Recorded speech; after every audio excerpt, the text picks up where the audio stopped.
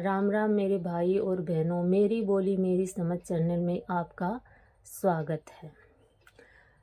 जब हम किसी व्रत की कथा सुनते हैं, कोई भी नेक काम करते हैं तो बाबा गणपति को ज़रूर याद करते हैं। अगर हम कोई भी पूजा कर लें और बाबा गणपति को ना पूजे, ऐसा तो हो ही नहीं सकता। सबसे पहले बाबा गणपति। जब हम किसी व्रत की कथा सुनते हैं तो उसके बाद भी हम गणपति बाबा की कथा ज़रूर सुनते हैं। जिस माँ बहन को नहीं आती है उनके लिए मैंने ये वीडियो बनाया है कि गणपति बाबा विनायक जी महाराज की कहानी भी हर कहानी के बाद ज़रूर सुननी चाहिए। तो इसलिए मैं आपको विनायक जी महाराज की कहानी सुनाती हूँ। एक मेंढक और मेंढकी होते हैं। मेंढकी जो है वो हर रोज़ गणपति भगवान की पूजा करती है। यह देखकर मेंढक जो है वो उससे चिढ़ने लगता है और वो सोचता है कि ये मेरे होते हुए किसी अन्य पुरुष की पूजा क्यों करती है, उसका नाम क्यों लेती है। उसने एक दिन मेंढकी से कहा कि तुम मेरे होते हुए किसी पराये पुरुष का नाम क्यों लेती हो, और उसको मना कर देता है कि आज के बाद तुम इस पराये पुरुष का नाम नहीं लोगी, इसकी पूजा नहीं करोगी। अब मेंढकी जो है वो ना ही तो पूजा करती है और ना ही गणपति भगवान का नाम लेती है। मन में वो उदास रहती है कि ये इन्होंने क्या किया। ऐसे ही एक दिन राजा की दासी आई और मेंढक और मेंढकी को पतीले में डाल के ले गई और उनको हांडी में डाल के चूल्हे पे चढ़ा दिया। दोनों उबलने लगे, उनको कष्ट होने लगा, तपने लगे। तब मेंढक बोला, मेंढकी बहुत कष्ट हो रहा है, तू अपने विनायक जी को याद कर। तो मेंढकी ने 7 बार विनायक जी कहा तो 2 सांड लड़ते आए और पतीले को चूल्हे से गिरा दिया।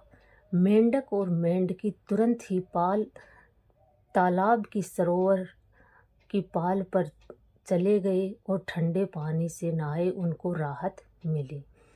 इसीलिए कहते हैं कि हे विनायक जी महाराज, जैसा मेंढक और मेंढकी का कष्ट दूर किया, वैसा ही सभी का कष्ट दूर करना। कहतों को सुनतों को पुकारा भरते को, सभी का कष्ट दूर करना। एक छोटा सा विनायक होता है जिसके हाथ में थोड़े से चावल और चमचे में दूध होता है। वो पूरी नगरी में घूमता फिरता है कि मुझे कोई खीर बना दो, मुझे कोई खीर बना दो। हर कोई यह देखकर उसका मजाक बनाता है। तब यह देखकर एक बुढ़िया माँ ने कहा कि ला बेटा, मैं तुम्हें खीर बना के देती हूँ। और वह उसके चावल और दूध ले लेती है और छोटा सा पतीला चूल्हे पे रखने लगती है। इतने में ही विनायक जी महाराज कहते हैं कि माता जी, आप ये छोटा सा क्यों रख रही हैं, बड़ा सा भगोना रखिए। तब माता कहती है कि बेटा, इतना सा दूध है, इतने से चावल है, इसके लिए तो यही काफ़ी है। लेकिन वह जिद करता है कि आप बड़ा सा भगोना रखिए। जैसे ही माता बड़ा भगोना रखती है, उसमें वो चावल और दूध डालती है तो भगोना पूरा भर जाता है। यह देखकर माँ को अचंभा होता है और वह खीर बना देती है। अब खीर बनके तैयार हो गई और जब विनायक जी महाराज इधर उधर हो जाते हैं तो बुढ़िया माँ जो थी, उसका मन करने लगा कि थोड़ी सी खीर मैं खा लूँ। तो वह खीर निकालती है कटोरी में और कमरे में जाके किवाड़ के पीछे छुप के थोड़ी सी खीर खा लेती है। अब विनायक जी महाराज जब आते हैं तो वह कहती है कि बेटा, खीर खा लो, बन गई है।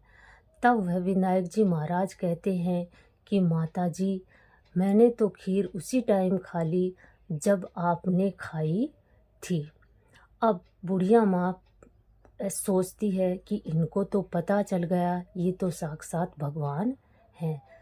तो बुढ़िया माँ कहती है कि मैं इतनी खीर का क्या करूं।